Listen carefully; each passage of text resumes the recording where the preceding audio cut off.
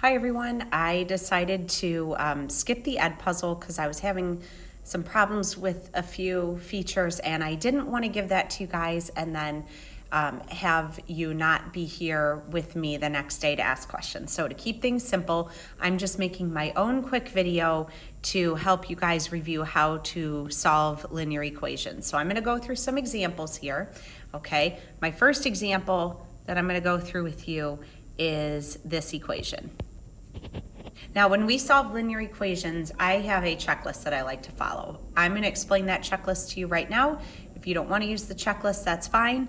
But for me, when I work with students, this tends to help them stay on track and move through the process of solving linear equations quite easily. So the first part of the checklist is to make sure that you have distributed and combined like terms. Okay, so what does that look like here? Well, on the left side of the equal sign, I have two terms that I can combine together. The 4x and the x are like terms. 4x plus 5x, or excuse me, 4x plus x is 5x minus 2. And on the right side, I have some distributing to do. I know it's distributing because of the number right outside the parentheses, and that 2 is going to jump in and be multiplied by everything inside the parentheses. 2 times x is 2x, 2 times a negative 1 is a negative 2. I've distributed and combined like terms. The second part of the process is to get all of your x's to one side of the equal sign and all constant terms or plain old numbers to the other side. How do we do that? We do that by doing the opposite operation to move things to the other side. So again, we're starting with 5x minus 2 is equal to 2x minus 2. The way that we'll move terms from one side to the other is do the opposite. So if I want to move the 2x over to the left side to be with the 5x, since it's a positive 2x, I will subtract 2x from both sides. And I'm left with 3x minus 2 is equal to a negative 2. Now if I want to move the 2 on the left over with the 2 on the right, since it's a minus 2, I'm going to add 2 to both sides. And so 3x is equal to 0. I have moved all my x's to one side and constants to the other. The last step in my checklist is to figure out who is bothering x, how is it attached, and to do the opposite to get x by itself. So in this case, we have a 3 that's bothering x. It's attached by multiplication. So if I divide by 3, 0 divided by 3 is 0. I find that x is equal to 0. X equals 0 is the solution to the equation. 4x minus 2 plus x equals 2 times the quantity x minus 1. What I want to do now is show you two special cases that can happen when you are solving a linear equation. So for my first example, we're going to use this equation. And we're going to start using my checklist. The first thing I'm going to do is I'm going to distribute and combine like terms on both sides of the equal sign. I do not have any distributing to do, so it's just combining like terms. On the left side, I have a negative 4 and a positive 1 that I can combine. Negative 4 plus a positive 1 is a negative 3. On the right side, I have a negative 2x and a positive 5x to combine. So negative 2x plus positive 5x is a positive 3x minus 5. Okay? Now, my second step is to get all the x's to one side of the equal sign and the numbers to the other. I'm going to start by moving the negative 3 over to the right side with the negative 5. Since it's a negative 3, I'll do the opposite and add 3 to both sides. So I have 3x on the left and 3x minus 2 on the right. Now I'm going to move the 3x on the right over with the left. It's a positive 3x, so I'll subtract 3x from both sides. And look what happens. 3x take away 3x is 0, and that's supposed to equal a negative 2. I just lost all my x's. When that happens, when you lose all of your x's or all of your variable terms, you're in one of the two special cases I'm going to talk about. in this case, we end up with a statement that's not true. 0 will never equal a -2. It will never be true. And because it's not true, we say that there is no solution. This equation has no solution. There is no x value that will make the left side equal to the right side. Now the second case, I'm going to show you with this equation. All right, first step, simplify, distribute and combine like terms. On the left side, I can combine my two y's together. 3y minus y is 2y plus 7 is equal to, and on the right, I have to distribute that 2 through the parentheses. So 5 plus 2y plus 2. I still have some combining like terms to do on the right. And so if I combine the 5 and the 2 together, I've got 2y plus 7. All right, and you might even notice something about the left and the right side of the equation right now, but if not, let's keep going. We're going to move all of the y's to one side, all of the constants to the other. I'm going to move the y's on the right to the y's on the left. They're positive, so I'm going to subtract 2y minus 2y is 0. I just lost all my y's again. I'm in a special case, and I'm left with 7 equals 7.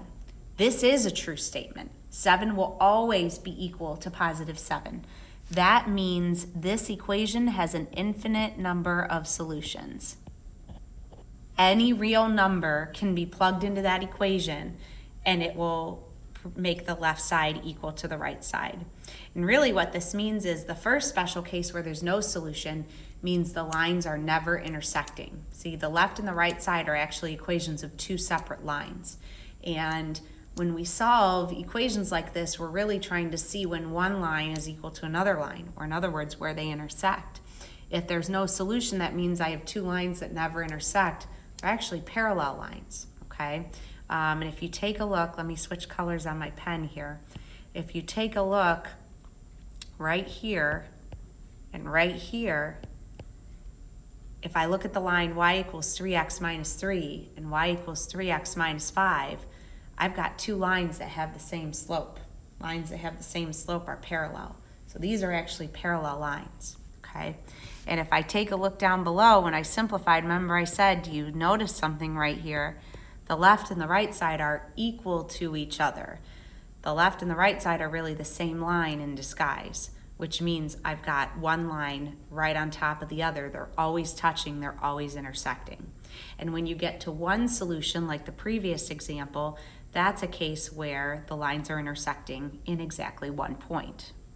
The last example that I have today is to show you how to solve a proportion. Okay, this proportion that I'm going to work through with you is really a linear equation in disguise.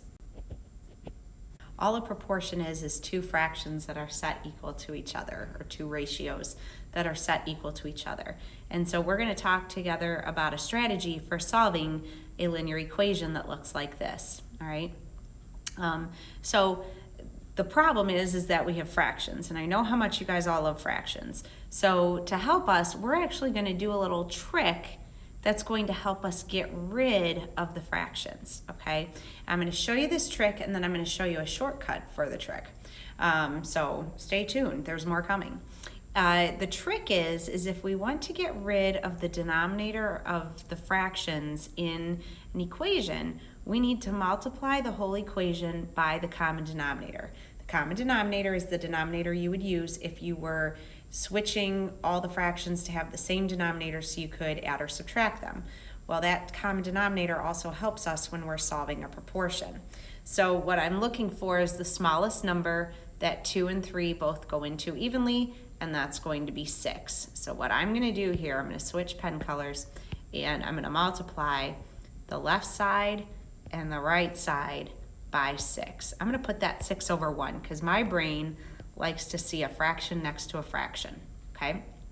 Now, when I do that, I can reduce before I multiply, and I can see that the 3 goes into itself once and into 6 twice, and this 2 goes into itself once and into 6 3 times. If I put parentheses around my numerators that have more than one thing going on because they need to stick together, that means when I start to multiply here, I've really got 2 times 4x plus 1 is equal to 3 times x minus 5. And that is how we get rid of the fractions in a proportion, okay? And then from here, you would solve it the way you would a regular equation. Distribute, combine like terms, x's to one side, numbers to the other, and then who's bothering x, and do the opposite to get x alone. Now, there's a shortcut to this strategy. So let me rewrite this equation here, okay? And the shortcut is to use something called cross multiplication. Cross multiplying means I take the denominator of one fraction and multiply it by the numerator of the other fraction. So I'm going to take the 3 and multiply it by the x minus 5, and I'm going to take the 2 and multiply it by the 4x plus 1. Whenever you're working with an equation that is fractions, if the numerator or the denominator has more than one thing going on in it, put parentheses around them to help keep things straight, okay? So if I do that, I have 2 times 4x plus 1 equals 3 times x minus 5. Now take a look at this. Let me get a good color to highlight with, okay? Take a look at this equation right here and this equation right here. They are the same, so it gets us to the same spot. What it does is it cuts out the reducing. Okay, we don't have to go through that whole process of reducing before we multiply.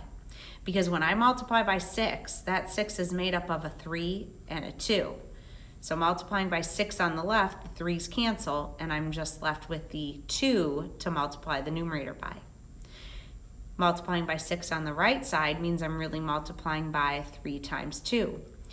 The 2's cancel, and I'm just left with a 3 to multiply the numerator by. Okay, so you can either multiply by the common denominator and then reduce first and multiply, or if you want, you can cross multiply and skip that reducing step. And from here, again, you would just use your normal equation solving process to get the final answer. And that's it. That's the review of solving linear equations. If you have any questions, use the Google form that I shared with you in Google Classroom. It's in the Class Resources tab, and it says, Mrs. V, I have a question. Submit your question. I'll keep checking it through the weekend, and we can go over those questions either on our virtual Wednesday or when we're back in class together Thursday. Hope you guys have a great weekend.